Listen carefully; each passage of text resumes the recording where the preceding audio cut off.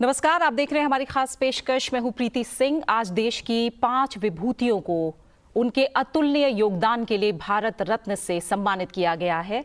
सम्मानित होने वालों में पूर्व उप प्रधानमंत्री लालकृष्ण आडवाणी, स्वतंत्रता सेनानी और पूर्व प्रधानमंत्री चौधरी चरण सिंह, पीवी नरसिम्हा राव, भारत में हरित क्रांति के जनक कृषि वैज्ञानिक एमएस स्वामीनाथन और बिहार के पूर्व मुख्यमंत्री कर्पूरी ठाकुर का नाम शामिल है। आपको बता दें कि 2020 से 2023 तक किसी को भारत रत्न नहीं दिया गया था और आज राष्ट्रपति भवन में हुए समारोह में इन 5 विभूतियों को भारत रत्न से सम्मानित किया गया है। हमारे साथ 2 खास मेहमान हैं जो इस समय चर्चा के लिए स्टूडियो में हमारे साथ जुड़े हुए हैं। हमारे साथ स्टूडियो में मौजूद हैं हितेश शंकर जी, जो कि संपादक हैं पांचजन्य के। हितेश जी, आपका एक बार फिर से शुक्रिया, आप लगातार हमारे साथ चर्चा में जुड़े हुए हैं। डॉक्टर प्रवीण ढांडा, शिक्षाविद, हमारे साथ स्टूडियो में मौजूद हैं। आपका भी एक बार फिर से बहुत बहुत स्वागत है डॉक्टर प्रवीण ढांडा।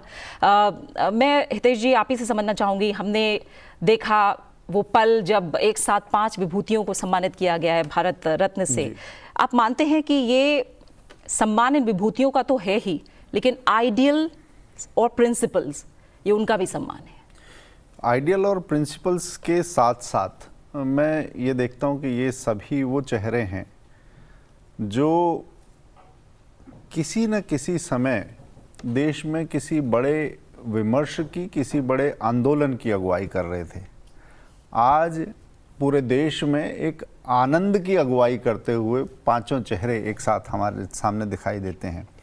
और अगर हम कहें सरकार की भी मैं एक बात कहूँगा, केंद्र सरकार की, जब सरकार ने जब घोषणा हुई थी तो सरकार ने एक बहुत विनम्रता जो राजनीति की तरफ से देखने को कम मिलती है, इस सरकार में इस मौके पर खास तौर से देखने को मिली। उसे चिन्हित करना चाहिए कि ये हमारी सरकार का सौभाग्य है।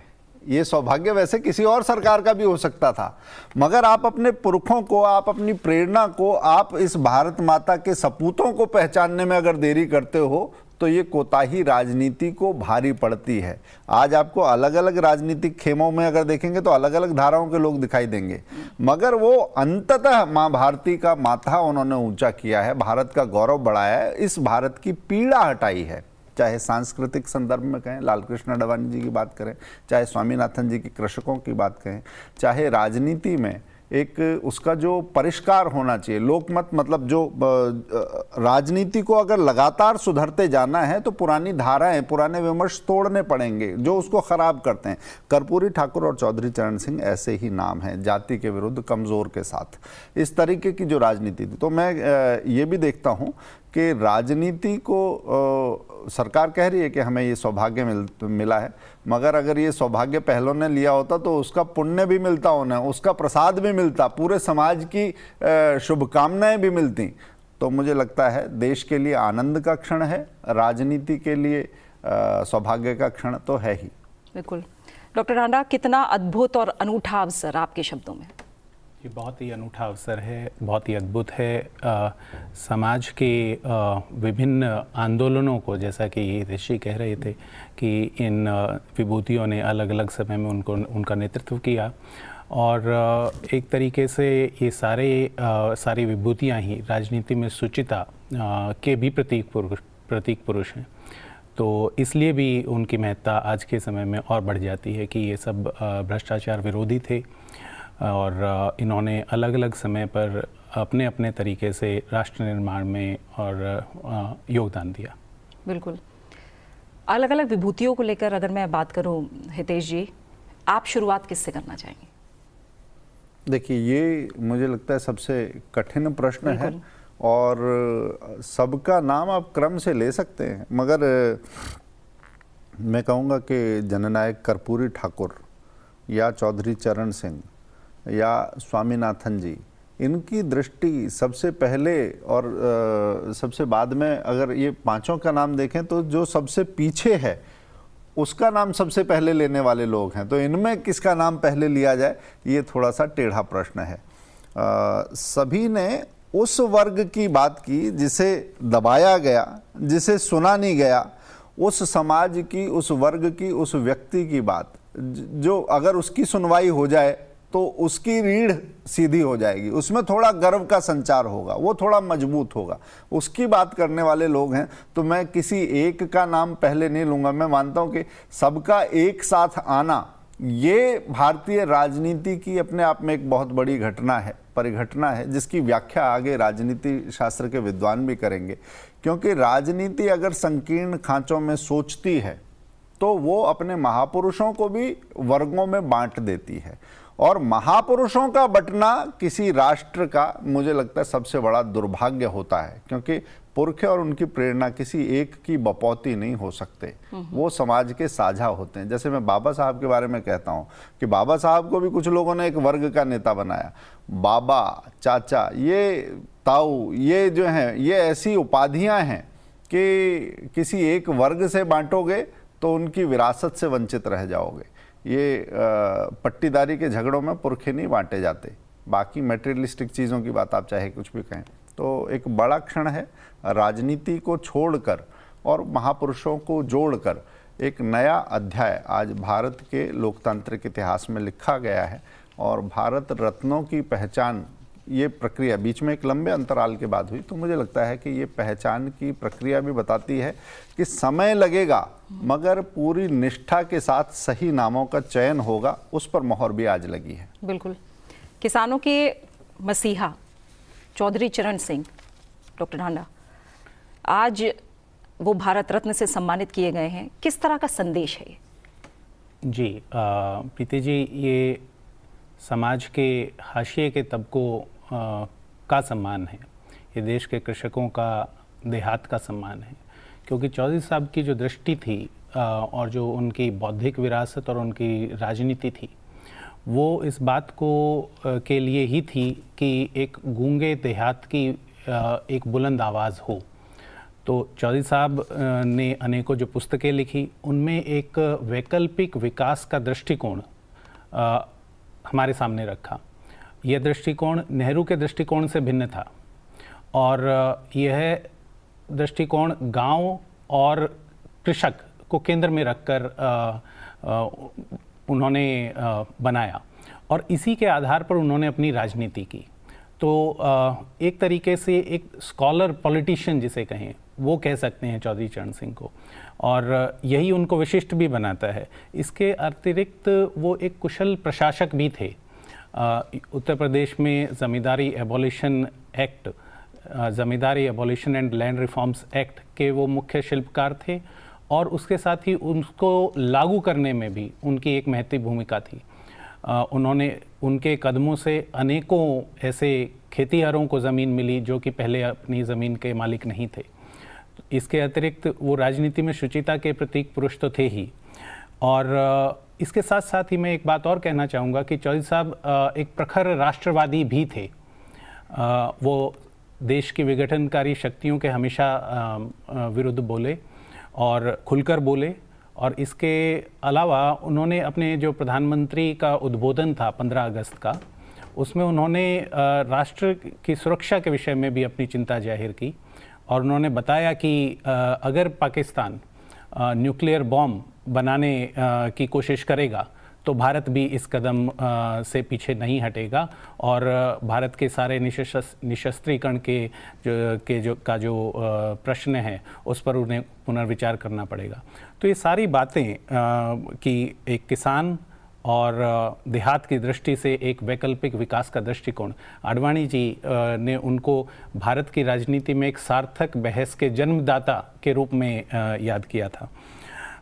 एक कुशल प्रशासक, उनका विलक्षण, उनका अद्भुत और बहुत ही स्कॉलरली बौद्धिक चिंतन, और इसके साथ ही उनका राष्ट्रवाद, ये सारी चीज़ें अगर एक साथ रखते हैं तो चौधरी चरण सिंह का एक अलग व्यक्तित्व उभर कर सामने आता है। जी जी। महज 5 महीनों का, कुछ महीनों का कार्यकाल चौधरी चरण सिंह का, लेकिन जो उनका जीवन रहा, जैसा हमने बात की आइडियल्स और प्रिंसिपल्स की बात हो रही है, किसानों का मसीहा ऐसे ही नहीं उन्हें कहा जाता। कैसे अब भारत रत्न के बाद आज का युवा उन्हें याद करेगा? देखिए, अगर पूरी लाइफ को एक कैनवास की तरह से देखें तो उसमें उनकी रचनाएं भी हैं, उनका राजनीतिक जीवन भी है, उनका सामाजिक जुड़ाव भी है, और उस सब के बीच में अपने जीवन को कैसे उदाहरण के तौर पर चौधरी साहब लोगों के सामने रखते हैं। मैं पश्चिमी उत्तर प्रदेश का नेता नहीं मानता, और एक बुद्धिमान राजनेता जो भविष्य की राह की खोज भी करता है और अगर कुछ चूक हुई है तो उसका परिष्कार करने का दम, उसका मादा भी रखता है। जैसे 2-3 चीज़ें खास तौर से, जमींदारी उन्मूलन की बात होती है, मगर उसके पीछे दृष्टि क्या है? केवल जमींदारी का उन्मूलन नहीं कर दिया, उसके साथ जो बटाईदार है उसको, उसका सशक्तिकरण करने की भी दृष्टि है। जमींदारी का तो उन्मूलन आवश्यकता है ही, मगर बटाईदार उसका जमीन का मालिक बने तो हाशिए के लोगों को ताकत देने की बात वहां दिखाई देती है। दूसरा, अगर ये जमींदारी की उन्मूलन की बात है तो जमीनों को सीमित करना पड़ेगा। तो उत्तर प्रदेश का imposition of land holding act जो है वो ये तय करना कि 5 लोगों का अगर परिवार है तो 40 एकड़ जमीन बहुत हो गई आपके लिए, इससे ज़्यादा की ज़मीन नहीं, तो उसके आगे की ज़मीन सीमांत किसानों के पास जा पाए और एक परिवार जो है उसको भी कोई कसर कमी ना रह पाए। तीसरी बात और आती है इसमें कि ये सब करते हुए भी किसान एक तरफ सशक्त किया आपने खेती किसानी में, दूसरी तरफ बटाईदारों को मजबूत किया, मगर किसानों की अगली पीढ़ी क्या करेगी? क्योंकि ये जोत तो अगली बार फिर बट जाएगी, अगली पीढ़ी में खेत छोटे हो जाएंगे, फिर आप कैसे करेंगे जमीन? तो किसानों के बच्चे अन्य नौकरियों में जाएं, अलग अलग बच्चे हैं तो एक नौकरी के लिए जाए, फिर सरकारी नौकरियों में भी किसानों के लिए गुंजाइश पैदा की जाए, ऐसी एक दृष्टि थी। और मैं कहता हूं कि ये ग्रामीण विकास बैंक का जो है, कृषि और ग्रामीण विकास बैंक जो नाबार्ड है, वित्त मंत्री रहे, उप मुख्यमंत्री रहे और नाबार्ड की स्थापना, उसका श्रेय भी चौधरी साहब को जाता है। बहुत बड़ा काम है उनका। बिल्कुल। कर्पूरी ठाकुर जी के बारे में बात की जाए, डॉक्टर ढांडा, जब वो शिक्षा मंत्री रहे राज्य में, जो एक तरह से 2 ऐसे फैसले, मैट्रिक तक सभी को मुफ्त शिक्षा मिले और समान अवसर, जो गरीब है, जो पिछड़ा है, उसकी पहुंच शिक्षा तक रहे, क्योंकि उन्होंने उस दौर में अपनी मैट्रिक फर्स्ट डिवीजन में पास की थी जब ये बहुत बड़ी बात मानी जाती थी। और जिस तरह की परिस्थितियों से गुजर कर वो आगे बढ़े, जिस तरह के हालात उन्होंने देखे, उसके बाद कर्पूरी ठाकुर चाहते थे कि पिछड़ों को और गरीब को समान अवसर मिले और खासकर शिक्षा के क्षेत्र में मिले। तो आज भारत रत्न के बाद मैं भी आपसे ये समझना चाहूंगी, जिस तरह से युवा आज उनके जीवन के बारे में जानेगा, उनके इतिहास से जुड़े पन्ने पलटेगा, तो ये कितना बड़ा अवसर होगा? जी प्रीति जी, आपने ठीक कहा कि जब वो उन्होंने कुछ ऐसे ऐतिहासिक प्रशासनिक फैसले लिए जिनकी वजह से जिनके दूरगामी परिणाम हुए और सकारात्मक हुए। जैसा कि हम जानते हैं कि भारतीय समाज में अंग्रेज़ी ही नहीं, अंग्रेजियत का भी प्रभुत्व रहा। तो उन्होंने 10वीं तक की शिक्षा को निःशुल्क किया और साथ में एक और फैसला लिया कि 10वीं में जो अंग्रेज़ी कंपलसरी का पेपर होता था उसको भी उन्होंने हटा दिया और उसकी जगह उसे सिर्फ उसको एक वैकल्पिक विषय के रूप में रखा। तो यह व्यवस्था अभी तक भी बिहार में चालू है। और एक तरीके से जो मैं शुरू में कह रहा था कि डी-इलिटाइजेशन जिसको कहें कि अभिजात्यता जो हमारी राजनीति और समाज में थी, उसको तोड़ने में ये इस तरीके के जो कदम हैं वो काफ़ी उनका असर आज तक हमें देखने को मिलता है। तो एक तरीके से समाज में जो अंग्रेजियत का प्रभुत्व था उसको भी उन्होंने चुनौती दी, क्योंकि वो समाज के स्वयं उस तबके से आए जिनके सामने ये कठिनाइयाँ थी। गांव देहात के बच्चे, गरीब परिवारों से आने वाले बच्चे, उनके लिए अंग्रेज़ी आज भी एक मुश्किल चीज़ है। तो इस चीज़ को वो बखूबी उन्होंने अपने अनुभव से समझा था और उसको उन्होंने फिर आगे लागू भी किया। तो एक तरीके से समावेशिता हमारे लोकतंत्र में और आए और हाशिए के तबकों को उचित प्रतिनिधित्व सुनिश्चित हो, इसके लिए कर्पूरी ठाकुर को जाना जाता है। बिल्कुल। लीक से हटकर सुधारों के लिए फैसले, कर्पूरी ठाकुर इसका एक बड़ा नाम है हितेश जी। चाहे छोटे किसानों के लगान की माफ़ी का फैसला रहा हो, उन्होंने वो सब फैसले लिए जिससे हाशिए पर पड़े लोग आगे आए और जो लीक से हटकर हों, जो बड़े सुधारों की बात करते हों। मैं बार बार ये समझना चाहूँगी कि युवा कैसे देखेंगे इस इतिहास को? युवा को अगर देखना है तो मुझे लगता है अभी अमृत काल, जो आज़ादी का अमृत महोत्सव मनाया गया, तो उस समय पंचप्रण की बात की गई। उस पंचप्रण में एक ये भी था कि औपनिवेशिक मानसिकता से मुक्ति होनी है हमारी, कि आपके ऊपर से कोई एक राज था, मगर उस राज का दबाव, उस गुलामी का दबाव अगर उस दबाव से बाहर नहीं निकलेंगे, अपने बारे में जानेंगे नहीं, तो गर्व की अनुभूति नहीं होगी। गर्व की अनुभूति नहीं होगी तो आत्मसम्मान अगर नहीं होगा तो विश्व में आपका मान भी नहीं बढ़ेगा, कदम नहीं निकाल पाओगे।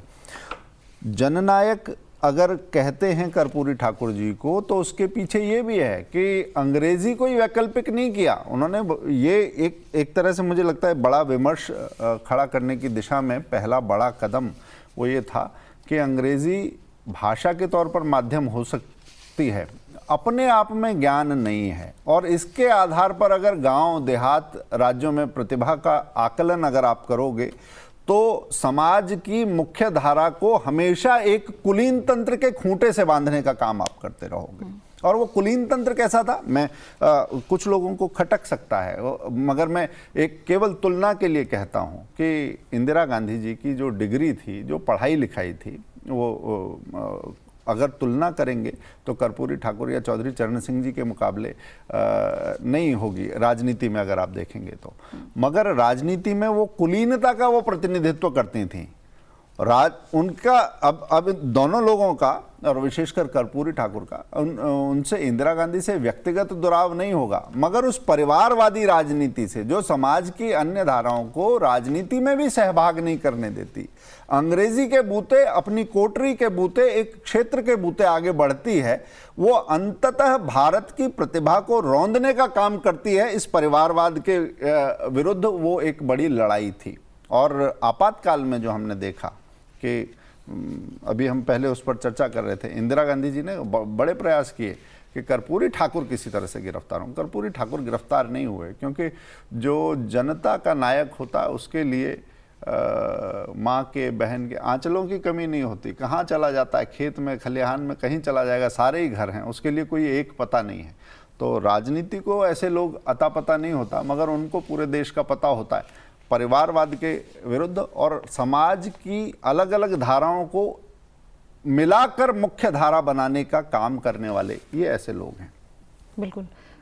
समाजवाद और समाजवाद की राजनीति करने वाले जो लोग हैं उनके लिए क्या मैसेज है हितेश? समाजवाद दरअसल शब्द बहुत अच्छा था, मगर जो अपनी शुष्क व्याख्याओं में जो ये वामपंथ की तरफ लुढ़कती हुई इसकी रूखी व्याख्याएं थीं, उसके खांचे ऐसे थे कि लोगों को ऊपरी तौर पर तो लुभाता था, मगर वास्तव में जिस तरह का जीवन का आग्रह करना चाहिए वो नहीं दिखा। तो समाजवादी आंदोलन को एक प्रेरणा के तौर पर समाज के सामने रखने वाले ये शुरुआती लोग हैं। बाद में समाजवादी आंदोलन का कैसा विघटन हुआ, कैसा गिरावट और पतन हुई, अगर आप लोहिया की कसौटी से आप उसे देखेंगे, आप कर्पूरी ठाकुर की कसौटी से अगर आप देखेंगे, तो समाजवाद एक प्रेरणादायक चीज़ दिखाई देगा। परंतु जो लोग परिवार को पोसते हैं और बाकियों को विकल्प देने की बजाय सिर्फ कोसते हैं, वो राजनीति समाजवाद की राजनीति नहीं है। समाजवाद अवसरवाद नहीं हो सकता। समाजवाद का अर्थ सिर्फ सत्ता नहीं हो सकती। समाजवाद का अर्थ कोई एक भाषा नहीं हो सकती, वर्ग नहीं हो सकता, एक कोटरी नहीं हो सकती, एक क्षेत्र नहीं हो सकता। ये एक समाजवाद की जो वास्तविक भारतीय संकल्पना, भारतीय समाज के संदर्भ में, मैं दुनिया की बात नहीं कर रहा, क्योंकि दुनिया के मॉडल्स भारत में फेल हुए हैं। समाजवाद अगर भारत के परिप्रेक्ष्य में उतारा जाना है तो ये प्रतीक पुरुष हैं जिनके जीवन को देखकर समाजवाद की परिभाषा नए सिरे से तय करनी चाहिए। बाद में जिन्होंने इसके नाम पर दल बनाए और अलग अलग धाराएं बनाई, दलों के नाम पर दल बनाए और परिवार सहित उसमें कूद गए, वो समाजवाद नहीं है। समाजवाद में पूरे समाज के लिए अवसरों की बात है। समाजवाद और राजनीति दोनों कैसे जुड़ती हैं? आपको लगता है कि इतिहास के जरिए इसे समझने की भी कोशिश है? कैसे शिक्षा में जब पढ़ा जाएगा, जब तमाम युवा एक तरह से समझना चाहेंगे कि समाजवाद, उसकी विचारधारा और उसे राजनीति में कैसे लागू किया जाए, ढाला जाए, उसके बहुत बड़े उदाहरण कर्पूरी ठाकुर और चौधरी चरण सिंह जी। जी प्रीति जी, जो समाजवाद की एक यूरोप केंद्रित अवधारणा थी, उससे लोहिया ने समाजवाद को मुक्त किया और उसे एक खाँटी देशज समाजवाद जिसे कहें, वो हमारे सामने उसकी परिकल्पना रखी। कर्पूरी ठाकुर जी उसी समाजवाद का प्रतिनिधित्व करते थे, उसी समाजवाद के आधार पर अपनी राजनीति करते थे, क्योंकि वो राजनीति में वो लोहिया से काफ़ी प्रभावित भी थे और चौधरी चरण सिंह के साथ भी उन्होंने काम किया। तो इसलिए समाजवाद जो है उसको हमें वो जो यूरोप की बनी बनाई अवधारणा थी उससे मुक्त करने की आवश्यकता है। जो अभी बात हो रही थी औपनिवेशीकरण की, ये भी एक तरीके का बौद्धिक औपनिवेशवाद ही है कि हम हर चीज़ के लिए, हर नए विचार के लिए यूरोप की तरफ देखें। तो एक तरीके से कर्पूरी ठाकुर जी कहें, चौधरी चरण सिंह कहें या डॉक्टर लोहिया कहें, इन सब ने एक भारतीय दृष्टि से एक नई संकल्पना देने का प्रयास किया और ये ही उनकी बौद्धिक विरासत भी है जिस पर कि हमें आज पुनर्विचार करना चाहिए और सोचना चाहिए। बिल्कुल। अब अगर आगे बढ़ें और पूर्व प्रधानमंत्री पीवी नरसिम्हा राव की बात की जाए हितेश जी, तो जाहिर तौर पर उनकी शख्सियत ऐसी रही, राजनीति का चाणक्य ऐसे ही उन्हें नहीं कहा जाता था, और उदारीकरण की जब बात होती है तो एक अहम नाम पीवी नरसिम्हा राव। हाँ, ये बात है।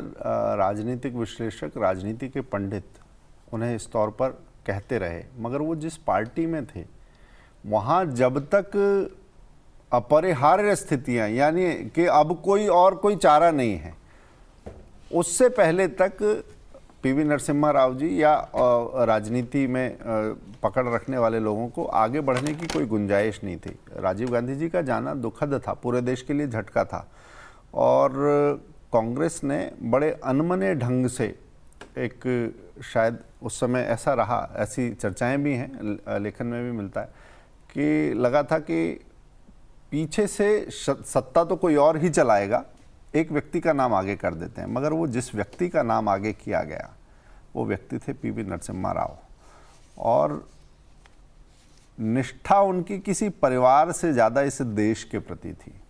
बहुत सारी भाषाएं जानते थे, 12-14 भाषाओं के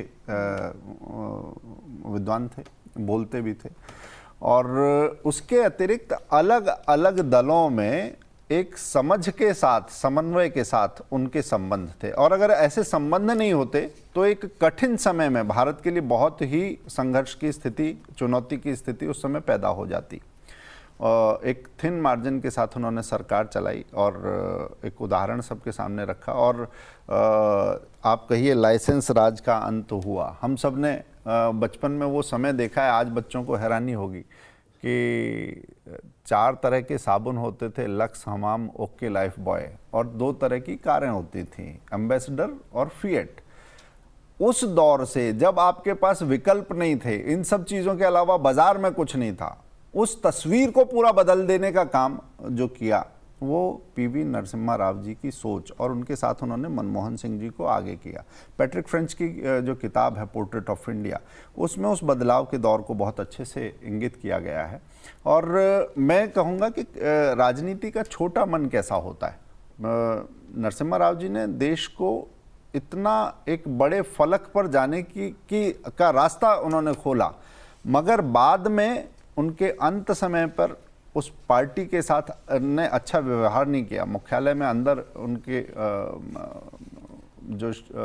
जब उनका शव गया तो अंदर तक ले जाने का उसको अवसर नहीं दिया गया। मुझे लगता है इतने बड़े नेता का इतना बड़ा अनादर हुआ, और बाद में जो उनका काम था उसका क्रेडिट तत्कालीन वित्त मंत्री, उनका कोई दोष नहीं है मनमोहन सिंह जी का, मगर केवल एक तरफ सरकाना, खाली निष्ठाओं को खास तरीके से राजनीतिक तरीके से सोचना, मुझे लगता है कि देश की अगर विचार की बात की जाए तो उसको कुंद करना, उसको सीमित करने की कोशिश की गई थी। आज ये सम्मान मिलने से पीवी नरसिम्हा राव जी, उनकी विरासत और भारत के प्रति निष्ठाओं और उस मुखरता का सम्मान भी मैं देखता हूँ। बिल्कुल। उस दौर के जो नेता थे, और ख़ासकर एक तरह से जो मैं कहूँ कि दक्षिण भाग है देश का, उससे उभर कर वो केंद्र की राजनीति में आए एक तरह से। लेकिन उस दौर के जो नेता थे उसमें भी वो जिस तरह से ज़मीन से जुड़े हुए थे, प्रोफेसर साहब, आप क्या मानते हैं वो राजनीति में किस तरह की शख्सियत के रूप में उन्हें याद किया जाता है? जी, जैसा कि अभी बात हो रही थी कि आर्थिक उदारीकरण के लिए तो उनको जाना ही जाता है। उसके अतिरिक्त विदेश नीति के क्षेत्र में भी उन्होंने कई ऐसे फैसले लिए जिनका प्रभाव आज तक हम देखते हैं। जैसे कि उनके समय में इज़राइल के साथ फिर से हमारे संबंध स्थापित करने का प्रयास हुआ, और ये एक दूरगामी दृष्टि से उन्होंने किया। इसके अतिरिक्त एक स्कॉलर तो थे ही, नॉलेज जो है उनका कहते हैं कि चलते फिरते एनसाइक्लोपीडिया थे, और इसके अतिरिक्त बहुत सारी भाषाओं का ज्ञान उनको था।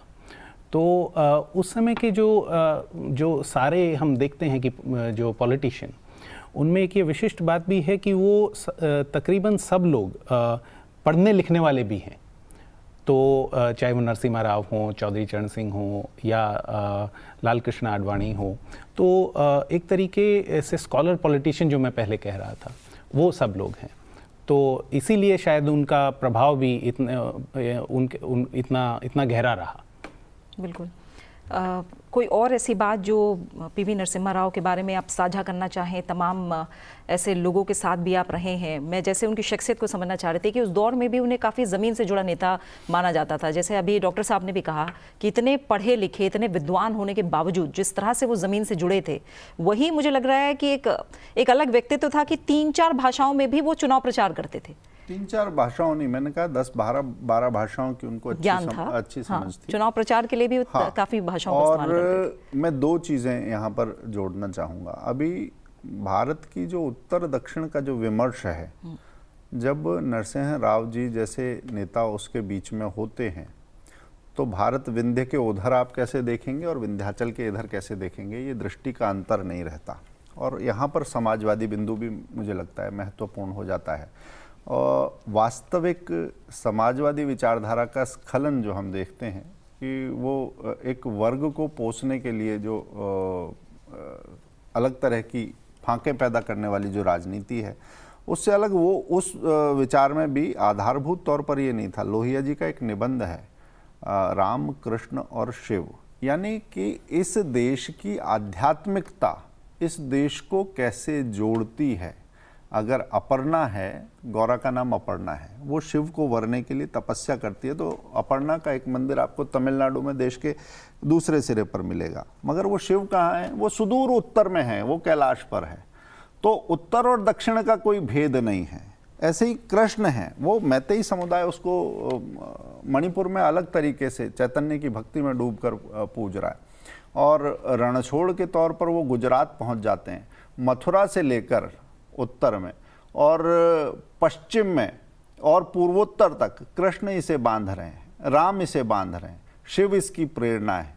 और ये सनातन का भाव जो है इस देश की कोई एक आस्था, वो खाली पूजा पद्धति नहीं है, वो इसको एक आध्यात्मिकता के साथ में इस देश को एक रखने वाला सूत्र भी है।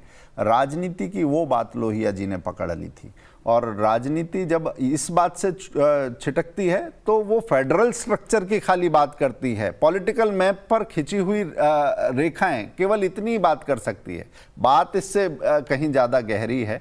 उत्तर दक्षिण का विभेद नहीं है, भाषाओं में मतभेद नहीं है, भाषा के आधार पर मतभेद नहीं है, अंततः हम सब एक हैं। और ये इतिहास भी बताता है, विज्ञान भी बताता है, हमारा डीएनए भी बताता है। तो मुझे लगता है जब राजनीति बड़े मन के साथ और ज़्यादा ज्ञानपूर्ण तरीके से आगे बढ़ती है, तो ऐसे नेता भी देखने को मिलते हैं, ऐसी सोच भी मिलती है। जब राजनीति के विचार का स्खलन होता है तो वो टूट छिटकन फांकों को बढ़ावा देते हैं, जो आजकल राजनीति में हल्कापन दिखाई दे रहा है। आज राजनीति के बड़ेपन का सम्मान है। ठीक है, अब डॉक्टर स्वामीनाथन के व्यक्तित्व के पहलू की बात करें तो मैं ये कहूँ कि कैसे भारत, जो दुनिया में खाद्यान्न कमी वाला एक देश था, उससे उबर कर हम आत्मनिर्भर बने, उसके बहुत बड़े पिलर डॉक्टर स्वामीनाथन रहे हैं। हितेशी जी बिल्कुल। एक तुलनात्मक तौर पर बच्चे अगर कैसे प्रेरणा ले सकते हैं, मैं स्वामीनाथन जी के साथ एक जॉर्ज वॉशिंगटन कार्वर का भी नाम लेना चाहूँगा। एक बड़े कृषि वैज्ञानिक थे, पीनट मैन ऑफ टस्कगी ऐसा भी उन्हें कहा गया। मूंगफली और शकरकंद पर उनके बहुत सारे, पहले तो कृषि कैसे होगी, उपज कैसे बढ़ेगी, और फिर जब उपज बहुत हो गई तो ये किसानों के लिए बहुत ज़्यादा उपज घाटे का सौदा ना बन जाए, तो उसके विकल्पों के लिए भी काम किया, ऐसा एक जॉर्ज कार्वर का नाम था। आज भारत के संदर्भ में देखूं तो मुझे स्वामीनाथन जी के काम में ऐसी गहरी चिंताएं दिखाई देती हैं। उन्होंने खाली किसानों की ही बात नहीं की कि किसानों के लिए भी खेती मुनाफे की हो और खेती अपने आप में भी टिकाऊ हो। जैसे धान की फसल में गेहूं में जो बाली है काफ़ी ऊपर लगती है, तो उससे पहले जो स्टेम है वो बड़ा होने में बहुत सारा पानी और खाद सारी चीज़ें लगती थी।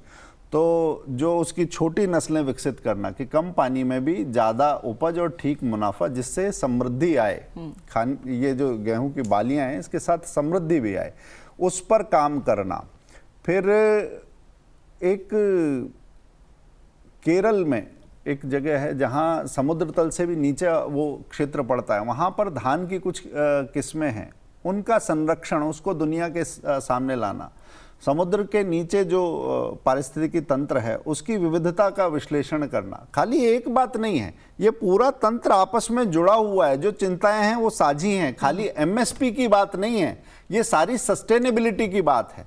तो उस समग्रता में सोचने का नाम, और किसानों को समाज के साथ, सबकी चिंताएं अलग अलग नहीं है, उसका नाम स्वामीनाथन है। और इसीलिए मुझे लगता है कि ये पुरस्कार बहुत बड़ा है। बिल्कुल।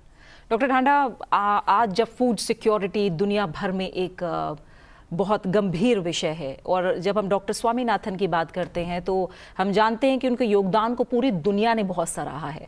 अब हम देखें तो 1971 में उन्हें मैग्सेसे पुरस्कार, 1986 में एल्बर्ट आइंस्टीन वर्ल्ड साइंस पुरस्कार, 1987 में पहला विश्व खाद्य पुरस्कार, इसके अलावा 1989 में यूनेस्को गांधी स्वर्ण पदक। दुनिया ने उनके योगदान को बहुत सराहा है।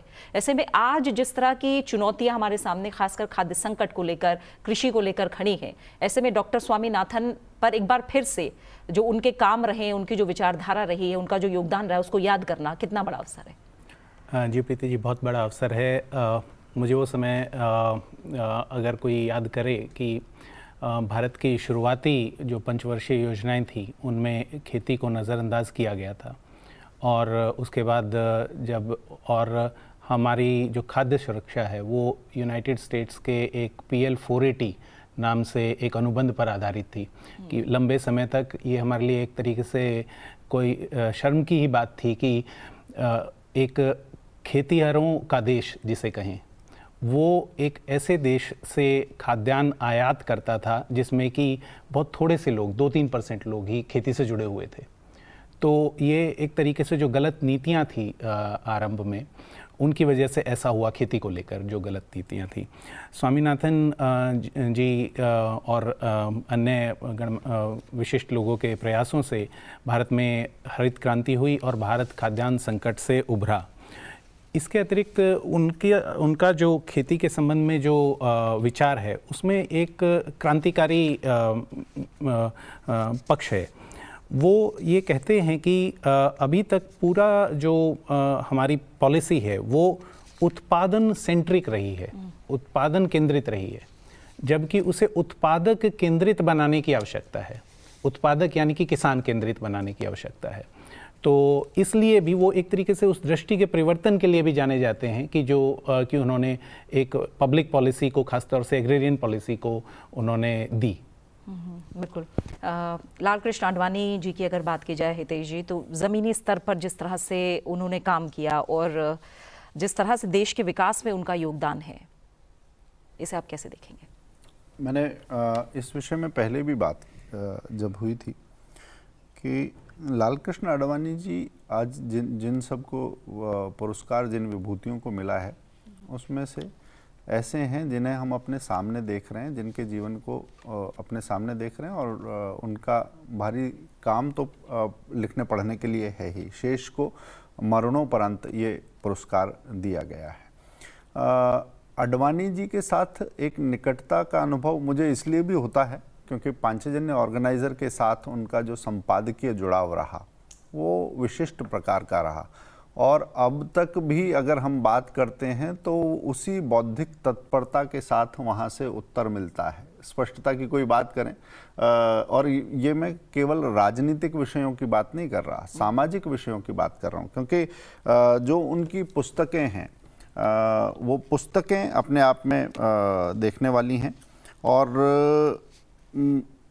राजनीति में शुचिता की अगर कोई बात कही जाएगी तो वो बिना आडवाणी जी के पूरी नहीं होगी। आज ये बात मैं इसे दोहराना चाहूँगा कि आज 2 राज्य हैं जहाँ के मुख्यमंत्री एक जेल में, एक हिरासत में हैं अभी, तो उन लोगों के लिए ख़ास तौर से अगर भ्रष्टाचार के आरोप की उंगली भी उठती है तो आडवाणी जी वो व्यक्ति हैं जो कहते हैं कि जब तक ये दाग नहीं हटेगा मैं इस कुर्सी के लिए राजनीति में नहीं आया हूँ।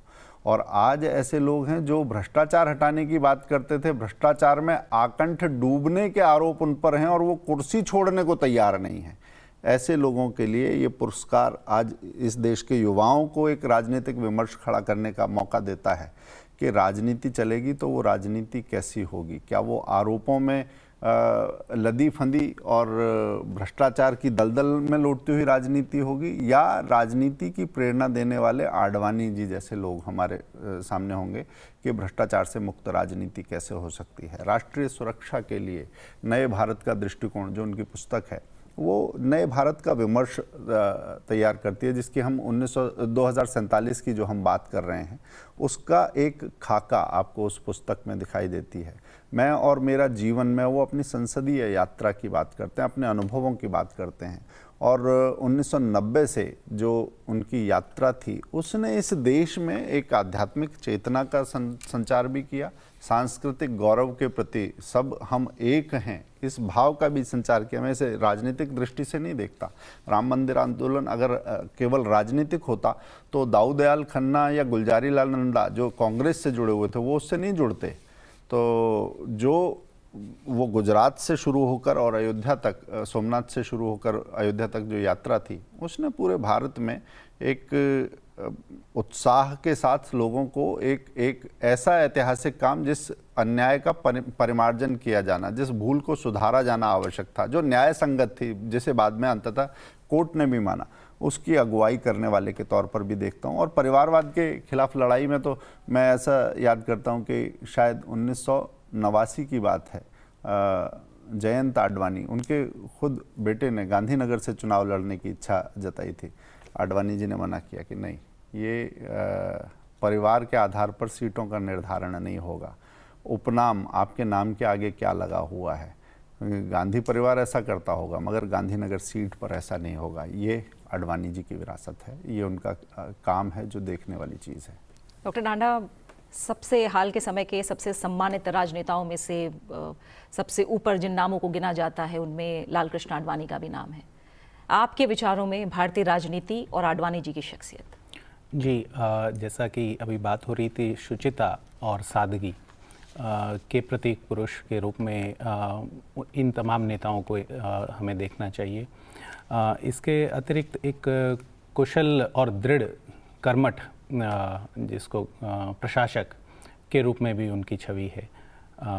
तो इस संबंध में इसी रूप में ही उनको देखा जाना चाहिए। बिल्कुल डॉक्टर नांडा, इसी के साथ आपका बहुत बहुत शुक्रिया। हितेश जी, आपका भी बहुत बहुत शुक्रिया हमारे साथ इस चर्चा में शामिल होने के लिए। तो आज देश की 5 विभूतियों को उनके अतुलनीय योगदान के लिए भारत रत्न से सम्मानित किया गया है। जाहिर तौर पर देश के लिए एक अनूठा और बड़ा अवसर है जो इतिहास में आज दर्ज हुआ है। खास पेशकश में फिलहाल इतना ही। नमस्कार।